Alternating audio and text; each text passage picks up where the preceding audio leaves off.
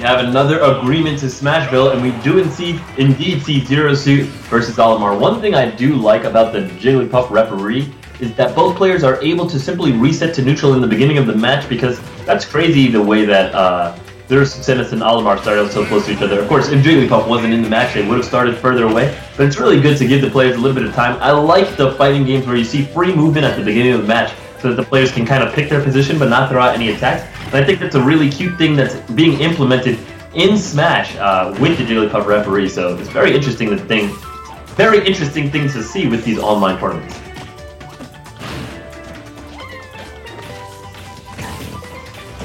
Lux putting in good work right here, trying to really upset Myron in this situation. He's got 58% on him, 50 only under his, onto his own chest. But of course, we have seen how quickly Zero Suit Samus, how quickly Olimar is able to rack up that damage. Good DI there coming out by Myron to get out of that jab combo, land the reversal in the position. Unfortunately, a reverse paralyzer shot is not what we needed to see coming out from Deluxe, but we do see the down B getting the ground into a paralyzer shot, but he waddles out of the up B narrowly, then eats the sweet spot forward smash. So Lux putting on a lot of pressure here, looking maybe for some type of edge guard. Olimar's recovery a little bit different. I can see a little bit of old habits dying hard right there, as Lux went and grabbed the edge to try and break out Olimar's tether attempt. But we're not going to see that, because of course Olimar's not going to recover with its tether, and you can trump people from the ledge anyway. We do instead see the up air coming out, taking Olimar's first stock.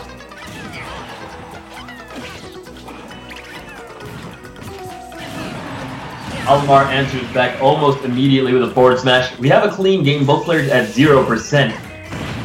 Very interesting to see Lux put himself on the scoreboard here by eliminating Myron, who narrowly evades that down smash and manages to put a bunch of Pikmin on. Look at the damage. That had to be about 30% in just Pikmin toss damage. You can see here now, Lux is poison. He takes 6% there from that Pikmin toss.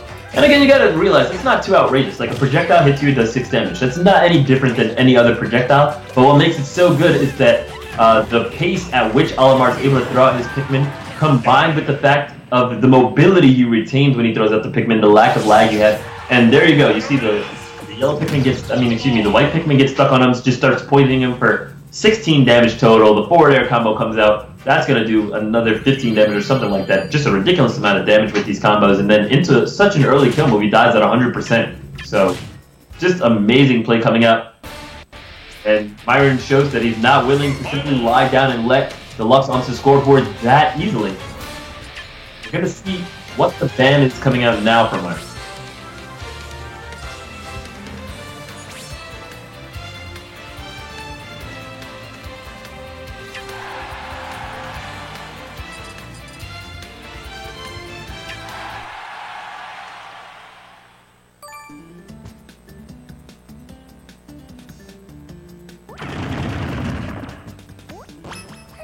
Looks like Congo Jungle was banned, and Deluxe counterpicks to Battlefield.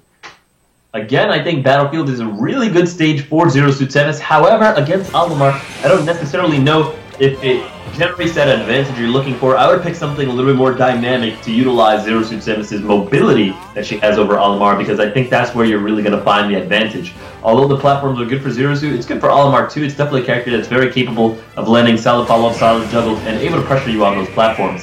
So, that the court sort of comfy.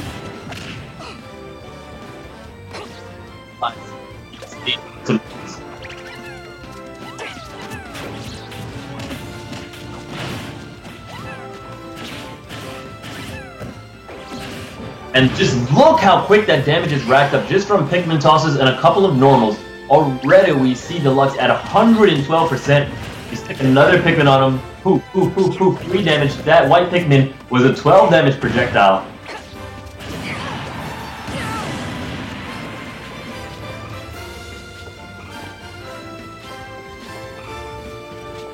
Just like that, the stock disappears. So the kill move comes out so quickly, so easily.